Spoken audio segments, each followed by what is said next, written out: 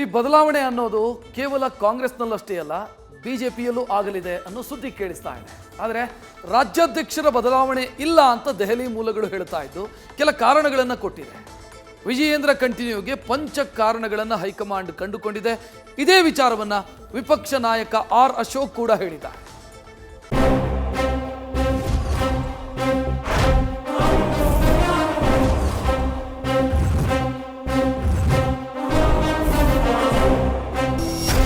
ಕಾಂಗ್ರೆಸ್ನಲ್ಲಿ ಬದಲಾವಣೆ ಗುಡುಗು ಮಿಂಚು.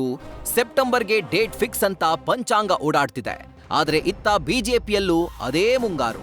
ಏನೋ ಆಗತ್ತೆ ಅನ್ನೋ ಕಣ್ಣುಗಳಿಗೆ ಕಾತರ. ಚಾತಕ ಪಕ್ಷಿಗಳಿಗೆ ಖಂಡಿತ ಉಪವಾಸ. ಕಾರಣ ಡೆಲ್ಲಿ ಅಂಗಳದ ಬೆಳವಣಿಗೆ ಬಗ್ಗೆ ಕವಡೆ ಹಾಕ್ತಿರೋರಿಗೆ ನಿರಾಸೆ ಕಾದಿದೆ. ಕಾರಣ ವಿಜೇಂದ್ರ ರಾಜ್ಯಾಧ್ಯಕ್ಷರಾಗಿ ಕಂಟಿನ್ಯೂ ಬಹುತೇಕ ಖಚಿತವಾಗಿದೆ. ವಿಜಯೇಂದ್ರರೇ ರಾಜ್ಯಾಧ್ಯಕ್ಷರಾಗಿ ಕಂಟಿನ್ಯೂ ಬಹುತೇಕ ಖಚಿತ. ಮರು ಆಯ್ಕೆ ಮಾಡಲು 5 ಕಾರಣಗಳನ್ನ ನೀಡಿದ ಹೈಕಮಾಂಡ್. ಅಂದ್ಹಾಗೆ ರಾಜ್ಯ ಬಿಜೆಪಿಗೆ ನೂತನ ಸಾರಥಿ ಆಯ್ಕೆ ಅಂತಿಮ ಹಂತಕ್ಕೆ ಬಂದಿದೆ. ಕ್ರಾಂತಿ ಗೀತೆ ಗೀಚ್ತಾ ಇದ್ದವರಿಗೆ ಗೇಟ್ ಆಚೆಗಟ್ಟಲಾಗಿದೆ. ಈಗ ವಿಜೇಂದ್ರರನ್ನೇ ಮುಂದುವರಿಸಲು ಹೈಕಮಾಂಡ್ ನಿರ್ಧಾರ ಮಾಡಿದೆ. ಮರು ಆಯ್ಕೆ ಮಾಡಲು ಹೈಕಮಾಂಡ್ 5 ಕಾರಣಗಳನ್ನ ಕೊಟ್ಟಿದೆ. ವಿಜೇಂದ್ರ ಹೋರಾಟದ ಹಾದಿ ಸಮರ್ಪಕವಾಗಿ ನಿಭಾಯಿಸಿದ್ದಾರೆ. ಮೂಡ ವಾಲ್ಮೀಕಿ ಹೋರಾಟ ಮಾಡಿ ತಾರ್ಕಿಕ ಅಂತ್ಯಕ್ಕೆ ತಲುಪಿಸಿದ್ದಾರೆ ಅಂತ ಹೈಕಮಾಂಡ್ನಲ್ಲಿ ಚರ್ಚೆ ಇದೆ. ಪಕ್ಷದಲ್ಲಿ ಯುವಕರನ್ನ ಸಂಘಟಿಸುವಲ್ಲಿ ವಿಜೇಂದ್ರ ಯಶಸ್ವಿಯಾಗಿದ್ದಾರೆ. 2 ಬಾರಿ ರಾಜ್ಯಾದ್ಯಂತ ವಿಜೇಂದ್ರ ಪ್ರವಾಸ ಕೈಗೊಂಡಿದ್ದಾರೆ.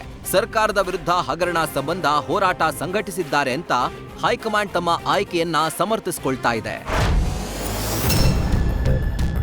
ಇನ್ನು ಕಳೆದ 2 ದಿನದಿಂದ ದೆಹಲಿಯಲ್ಲಿ ಬೀಡು ಬಿಟ್ಟಿರುವ ವಿಪಕ್ಷ ನಾಯಕ ಆರ್ ಅಶೋಕ್, ಪಕ್ಷದ ಅಧ್ಯಕ್ಷ ನಡ್ಡಾ, ರಾಜನಾಥ್ ಸಿಂಗ್, ಬಿಎಲ್ ಸಂತೋಷ್, ಧರ್ಮೇಂದ್ರ ಪ್ರಧಾನ್ ಭೇಟಿಯಾಗಿದ್ದಾರೆ.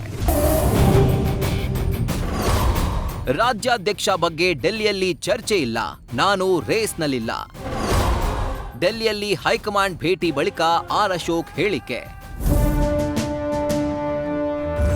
ರಾಜ್ಯದಲ್ಲಿ ನಡೀತಾ ಇರುವ ಚರ್ಚೆಗಳಿಗೆ ವಿರಾಮವಿಟ್ಟ ಅಶೋಕ್, ರಾಜ್ಯಾಧ್ಯಕ್ಷರ ಬಗ್ಗೆ ಡೆಲ್ಲಿಯಲ್ಲಿ ಚರ್ಚೆ ಆಗ್ತಿಲ್ಲ, ನಾನು ಆ ರೇಸ್ನಲ್ಲಿ ಇಲ್ಲ ಅಂತ ಸ್ಪಷ್ಟಪಡಿಸಿದ್ದಾರೆ. ಕರ್ನಾಟಕದ ವಿಷಯ ಬಂದಿಲ್ಲ, ಬೇರೆ ರಾಜ್ಯಗಳ ಅಧ್ಯಕ್ಷರ ಘೋಷಣೆ ಬಾಕಿ ಇದೆ ಎಂದಿದ್ದಾರೆ. ರಾಜ್ಯದ ಬೆಳವಣಿಗೆ ಬಗ್ಗೆ 3 ತಿಂಗಳಿಗೊಮ್ಮೆ ಮಾಹಿತಿ ನೀಡಲು ಆಗಮಿಸಿದ್ದಾಗಿ ತಿಳಿಸಿದ್ರು.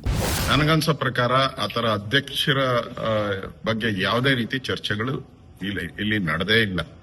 ಮಾಧ್ಯಮದಲ್ಲೆಲ್ಲ ಬರ್ತಾ ಇದೆ ಅಧ್ಯಕ್ಷರ ಆಯ್ಕೆ ಅದ್ರ ಬಗ್ಗೆ ಚರ್ಚೆ ಅಂತ. ಯಾವುದೇ ಚರ್ಚೆಗಳನ್ನ ಮಾಡಿಲ್ಲ. ಇನ್ನು ನಮ್ಮ ಕರ್ನಾಟಕದ ಸಬ್ಜೆಕ್ಟೇ ಬಂದಿಲ್ಲ. ಇನ್ನು ಅದ್ಯಾವುದು ಚರ್ಚೆ ಆಗ್ತಾ ಇಲ್ಲ. ನಾನಂತೂ ಆ ರೇಸಲ್ಲಿ ಇಲ್ಲ, ಅದ್ಯಾವುದು ಚರ್ಚೆ ಆಗ್ತಾ ಇಲ್ಲ, ನಾನಂತೂ ಆ ರೇಸಲ್ಲಿ ಇಲ್ಲ. ಈ ತರದ ಚರ್ಚೆ ಯಾವುದೂ ಇಲ್ಲ. ಅಲ್ಲಿನ ಸ್ಥಿತಿಗತಿಗಳ ಬಗ್ಗೆ ಮತ್ತೆ ಕಾಂಗ್ರೆಸ್ ವಿರುದ್ಧದ ಹೋರಾಟದ ಬಗ್ಗೆನೇ ಹೆಚ್ಚು ಚರ್ಚೆ ಮಾಡಿದ್ದೀನಿ.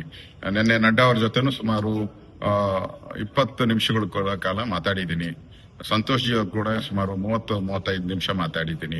ಕರ್ನಾಟಕದ ಹಾಗೂ ಈಗ ಕಾಂಗ್ರೆಸ್ ಅಲ್ಲಿ ನಡೀತಾ ಇರೋ ಗೊಂದಲಗಳು, MLAಗಳ ರೆಬಲ್ ಆಗಿರುವಂತದ್ದು, ಅನುದಾನದ ಕೊಡದೇ ಇರತಕ್ಕಂಥದ್ದು, ಇದೆಲ್ಲ ವಿಚಾರವಾಗಿ ಸವಿಸ್ತಾರವಾಗಿ ಕೇಂದ್ರ ನಾಯಕರ ಗಮನಕ್ಕೆ ತಂದಿದ್ದೀನಿ.